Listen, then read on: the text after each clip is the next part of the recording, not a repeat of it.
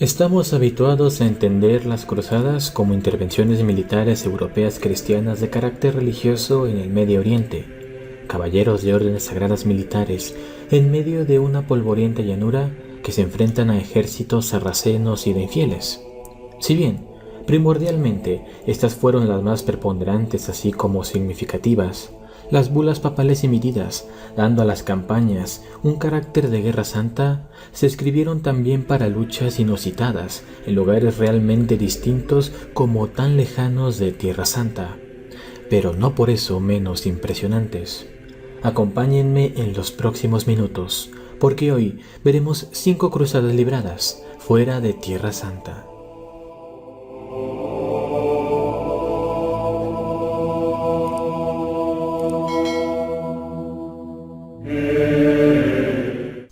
Este video ha sido reeditado y resubido. El trabajo original fue publicado hace ya unos meses, pero debido a que uno de los materiales audiovisuales utilizados contenía derechos de autor, fue retirado tanto de YouTube como de Facebook. Se ha hecho lo propio y se ha reeditado. También se han hecho algunas correcciones. Por supuesto que se ha reemplazado el material audiovisual con reclamo y ahora podrán disfrutarlo sin ningún tipo de impedimento. Gracias por su comprensión. Agradecimientos especiales a Santiago García Caraballo. Este video es dedicado a él. Cruzada Albigense. Comenzamos por rememorar una de las cruzadas más inusuales y trágicas en la historia de Europa, ya que significó un enfrentamiento fratricida entre cristianos. Se trata de la lucha contra los cátaros o albigenses. Todo comenzó con la proliferación de este credo que poseía connotaciones gnósticas y maniqueístas, surgido en los Balcanes y profesando ser los legítimos herederos del cristianismo primitivo. Este credo se extendió por la región de Occitania, antiguamente Francia. Se basaba en una austeridad llevada a extremos considerables, en clara disonancia con el alto clero de la época. Eventualmente comenzaron a ganar adeptos en esta región a un punto que llegó a preocupar al mismo pontífice Inocencio III, quien primero quiso lidiar con esta disidencia por medio de predicadores, siendo esta medida ineficaz, tanto que el legado del Papa, Pedro de Castelnau, fue asesinado. Esto dio inicio a la lucha contra tal doctrina, un carácter de cruzada, cual sería emitida en bula por el Papa al bendecir la lucha y el asesinato de cristianos herejes europeos en función de proteger la cristiandad. La cruzada albigense no se trata de campañas breves, sino que el problema cátaro se extendió por varias décadas.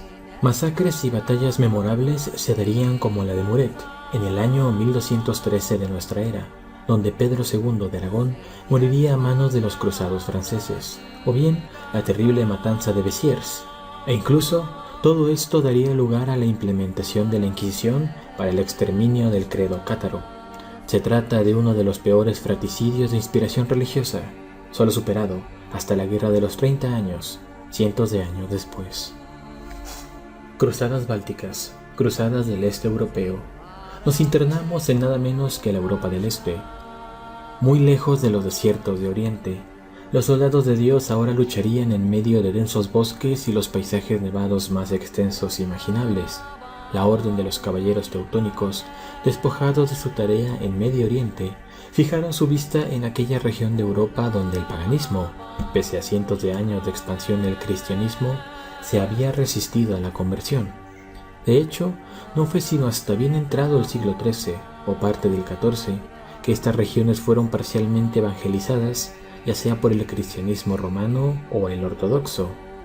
Este tipo de guerra, en un entorno tan duro como el este de Europa, degeneró en incursiones de saqueo y obtención de esclavos, ya que era bastante beneficioso para los caballeros capturar paganos, ya que no se podía esclavizar a otros cristianos. Los teutones se enfrentaron a tantos pueblos como los wendos y los livonios, que eventualmente fueron evangelizados y convertidos. El carácter de estas luchas tuvieron el visto bueno del Papa en Roma, por bulas emitidas que les dieron un carácter de guerra santa. Los caballeros llegaron tan al este que se enfrentaron a los eslavos rusos, como la tan célebre República de Novgorod. Realmente las cruzadas del este, más que una visión de evangelización, se convirtieron en cruentas guerras sin cuartel, ya sea por poder y territorio, en el nombre de Dios. Cruzada de Nicópolis y Varna. Durante los siglos XIV, XV y XVI, los húngaros se encontraron luchando activamente contra la temible potencia emergente de Oriente. Se trataba del Imperio Turco Otomano, liderado en el caso de la Cruzada de Nicópolis por Bayezid I. El joven rey de Hungría, Segismundo, sabiendo que los turcos eran una fuerza profesional y que sus fuerzas húngaras por sí solas no podrían enfrentárseles, pidió desesperadamente ayuda a Europa. Fueron los franceses borgoñeses y los caballeros hospitalarios quienes aportaron los contingentes más grandes para combatir en esta campaña considerada como Guerra Santa. También la República de Venecia, los búlgaros, los genoveses, incluso el Sacro Imperio Romano y Germánico se unieron a la cruzada.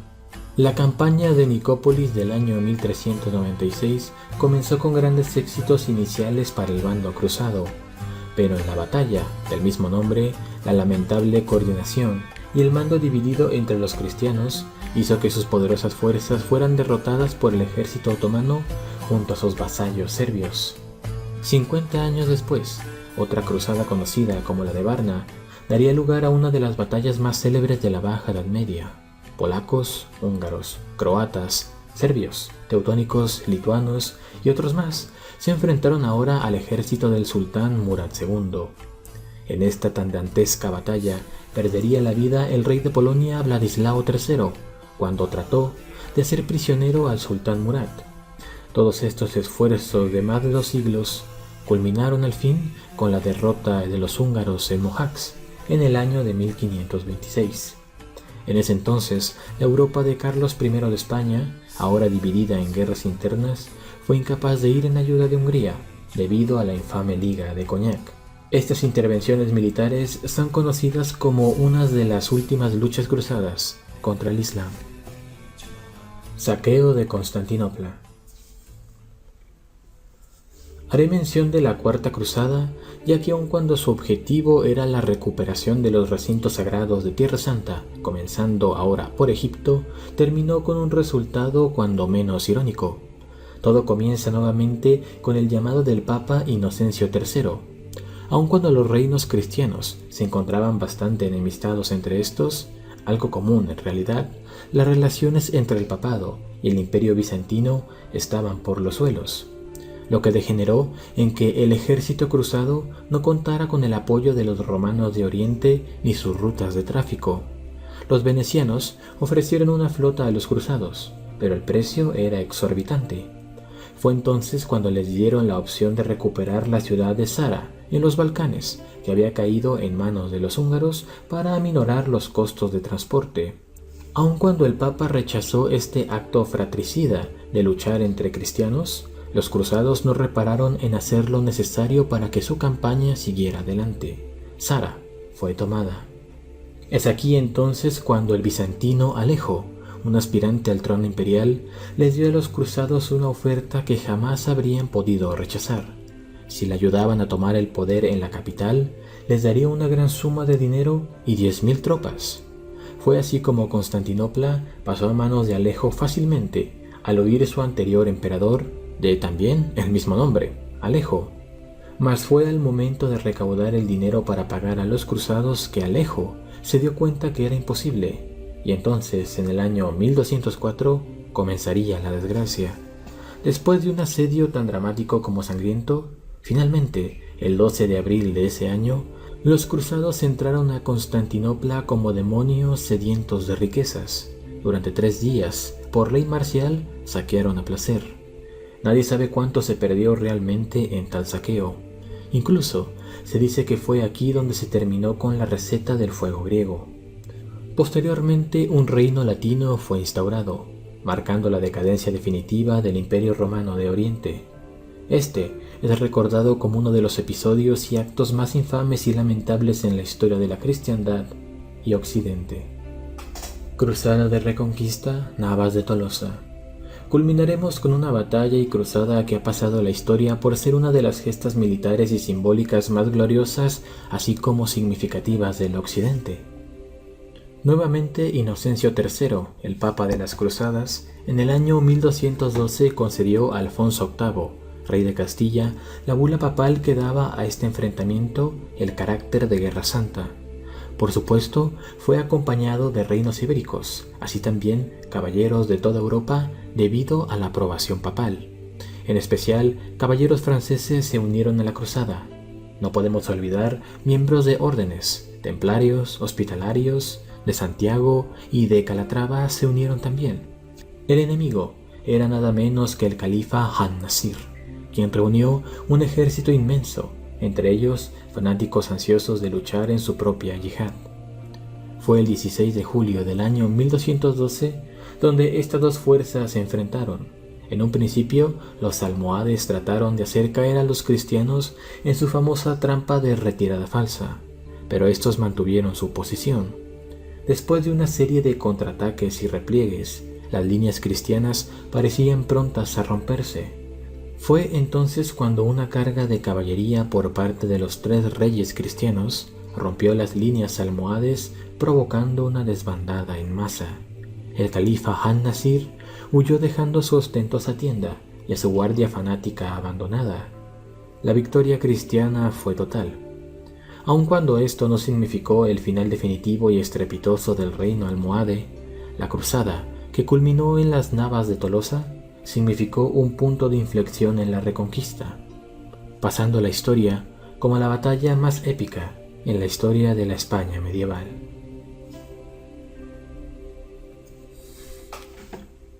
Apenas hemos tocado superficialmente aspectos generales de estas cruzadas, mas espero haber abierto tu curiosidad.